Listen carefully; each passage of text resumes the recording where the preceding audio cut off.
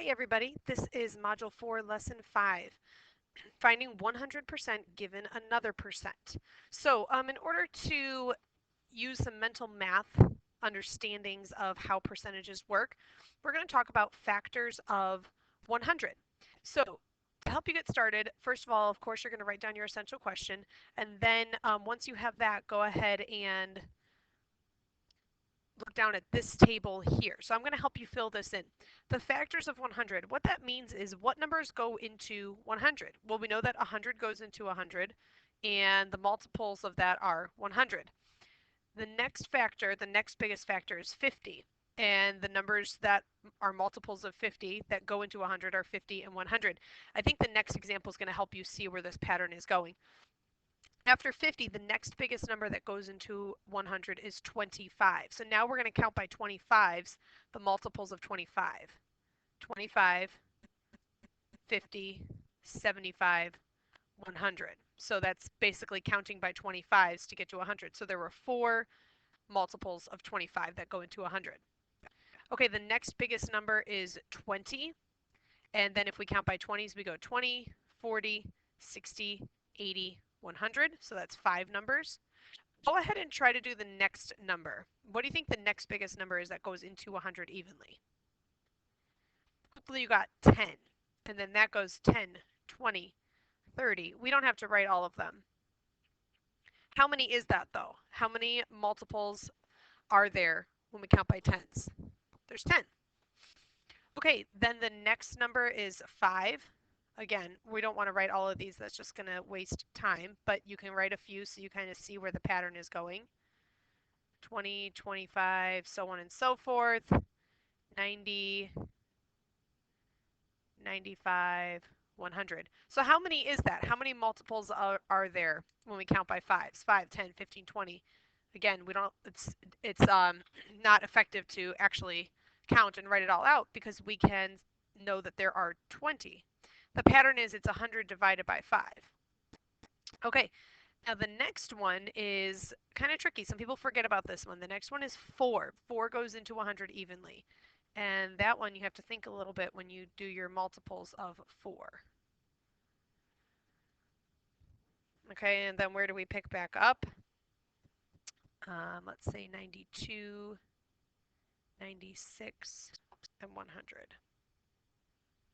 Okay, so how many times does 4 go into 100? It's 25. Okay, then the last factor of 10 that we're going to fill in, obviously 1 is already done, but 2 goes into 100 evenly. So 2, 4, 6, 8, 10, so on and so forth until we get to 96, 98, 100. You could have started with different numbers. So that dot, dot, dot there just includes all the multiples in between. And there are 50 of those. Okay, now do you notice a pattern? Check this out. 100, 50, 25, 20, 10, 5, 4, 2, 1. Check it out on the other side. 100, 50, 25, 20, 10, 5, 4, 2, 1. Pretty neat.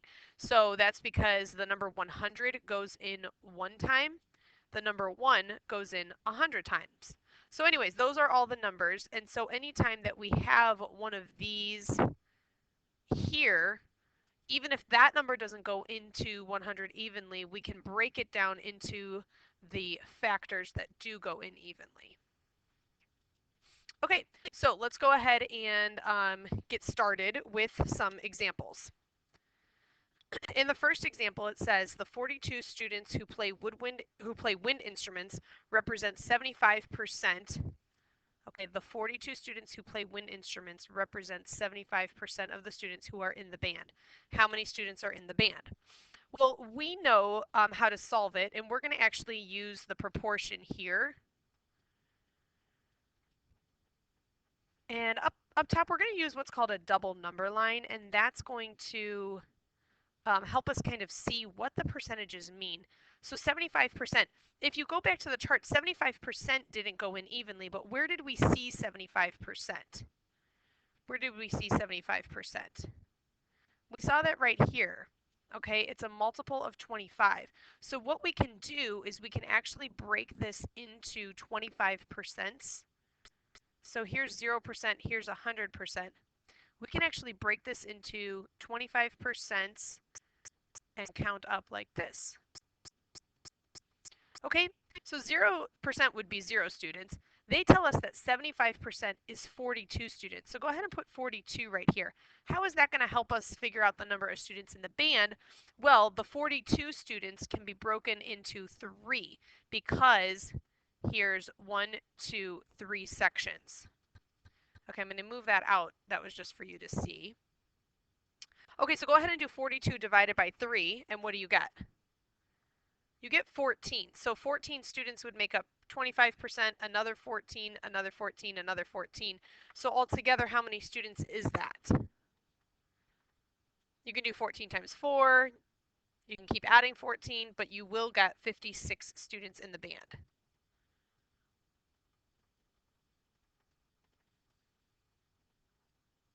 Now, we've talked about how the proportion will work for just about every problem. So if we put 75% here, that's 42 students. Go ahead and solve this proportion. I want you to see that you'll get the same answer. There's just different ways of thinking about it. Plus, it's good to think about what 75% means. It's more than half. Okay, and in this one, you should have gotten 56 as well. Okay, for exercise 1, Bob's Tire Outlet sold a record number of tires last month. One salesman sold 165, which was, okay, one salesman sold 165 tires, which was 60% of the tires sold last month. When you see that phrase, which was, they're talking about the number right before. What were they just talking about? They were talking about 165 tires. So I want you to try to set up,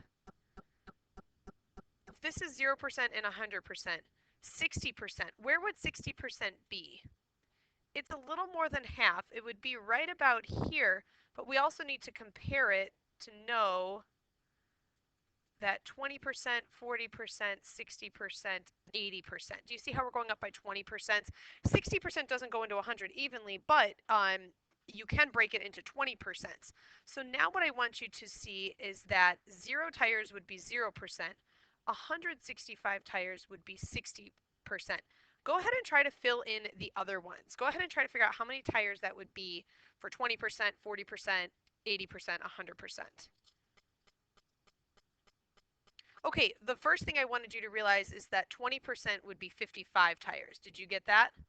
That happens when I take the 60% and divide it by 3. See how there's 3 sections that are represented by 165 tires?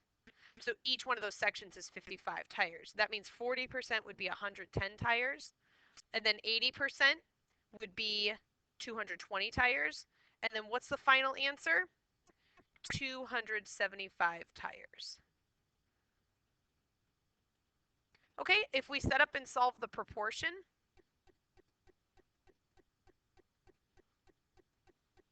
we know that 60% over 100%, they give us the 60%. They told us that the 165 tires was 60%. And then we know how to solve that very easily. So again, you would do 165 times 100 equals 60 times x, and then you can divide and find your answer. Either way will work.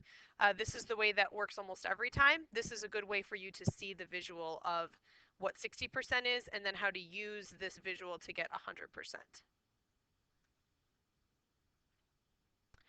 Okay, this one, we've got to be very careful on this. Nick currently has 7,200 points in his fantasy baseball league, which is 20% more than Adam. It's not 20% of what Adam has. It's 20% more than Adam. If we want to compare to Adam, when it says then Adam, 20% more than Adam, that means we're basing it off of Adam's, which is going to be the bottom or the 100%. But 20% more, it doesn't mean 20%. What is 20% more? If Nick has 20% more, how would we write that? 20% more than Adam. Well, what's 20% more than 100%? It's 120%. So be very careful here. Okay, he doesn't have 20% of Adam, he has 20% more than Adam. And that's 7,200 points. You can solve it just like this. Okay, off to the side, I'm going to show you how to do the proportion here. If he has 20% more, then that would look like it would actually add on another 20% from 100%. Okay, so this would be Adam, and this would be Nick. However, we don't know how many Adam has. We do know that Nick has 7,200, and we're trying to figure out how many Adam has. In order to do that, we can set it up similar to the tire one, where we split it into 20%. Sorry, kind of got a little squished down there. But you do treat them like they're all equal. In fact, I'll even just kind of fix this down here so it looks a little more even. Okay, so 0% would be 0 points. We're going to try to figure out what each one of those are. So in this one, 120% actually gets split into 6 sections. So 7,200 gets split into 6. Okay, each one of those would be 1,200 points. Each one of these sections would be 1,200. You could even write 1,200 in each box if you want. Okay, how many is that all together? And you can also solve it here. 7,200 times 100 equals 120 times x. And if you haven't worked it out, pause it right now and try it. You want to know if you can get it right on your own before you see what the answer is. It doesn't do any good to just look at what I wrote down for the answer. You want to try it and see if you get it right. Okay, did you get 6,000 points? Hopefully you did. If not, go back and re-listen and try it again. Okay, Kurt has driven 276 miles of his road trip, but has 70% of the trip left to go. Okay, he has already driven 276 miles, but he has 70% left to go. So this doesn't represent 70%. What is that? If he's already driven that much and he still has 70% left to go, what percent of the trip has he already driven? What percent has he already driven? We know how many miles he's already driven, but we don't know what percent he's already driven. We can figure it out easily though, because if he has 70% left to go, he's already driven 30%. Okay, so we can put 30% here, and then that's 276 miles. This will tell us the entire destination. I want to show you another proportion though, because we can actually write that 276 equals 30%. Now, I've carefully used the phrase almost always when I say to put 100% in the bottom right, because in this scenario, we can actually use 70% to jump right to how many more miles he has left. We can actually set up the proportion like that. Okay, so here's why. In this proportion, if you already solved it, you should have gotten 920 miles total. But that doesn't tell us how many he has left to go, because it says how many, let me straighten that back up. It says how many more miles, So in this case, I would do 920 miles total minus 276 already driven. So you got to be careful to answer what it's asking. It doesn't say how many miles total, it says how many miles left to go, and in this case it would be 644 miles left. Okay, now if we solve this one and jump right to it, we're actually going to get 644 when we solve it. So go ahead and solve that proportion and see what happens. Okay, when you solve that one, you actually get 644 miles. That's because 70% of the trip is worth 644 miles. Okay, let's jump over to page 39. This one says to use mental math. And what we're going to do is we're going to think about what these numbers mean. If 39 is 1% of a number, what is the number? How did you find your answer? Okay, if 1% equals 39, then they're asking what does 100% equal? And here's my question. How many times or how many 1% can you use for 100%? We're going to multiply by 100. If you multiply by 100, that will give you 100%. Okay, so when you do that, it's actually pretty easy because when you multiply by 100 and you have a whole number, you just add the 2 zeros. Okay, how about the next one? What if 39 equals 10%, then what number would equal 100%? What would be the whole thing? What could you do here? If you know what 10% is, what can you do? You can multiply by 10 because there's 10% in 100%. Okay, go ahead and get that answer. And then I want you to do the next one too. If 39 is 5%, then what number would be 100%? Okay, this time you're going to multiply by 20. Multiply by 20 because there's 5%, 10%, 15, 20, 25. If you count by 5%, how many do you need to get to 100%? You need that 20 times because 5 times 20 is 100. Okay, so here's your answers. This one is going to be 390, and this one is going to be 780. Okay, now this one I want you to use a proportion. If you can break it down into 5% first, then multiply by 20, you can, but otherwise, like I said, the proportion works almost every time. For the last one, though, I want you to use mental math. Okay, these two are going to be done in class, and then actually exercise 4 and 5, you can try on your own right now if you want to get a head start, but be careful when you set it up. So you want to make sure that you're reading for what they were asking you, and then same thing with exercise 5. Okay, so you can try exercises 4 and 5 on your own, and then if you don't finish them, you can finish them in class.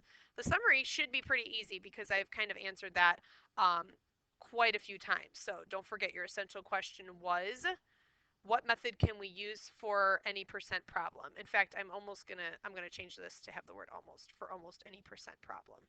Okay, and that is a wrap on lesson 5.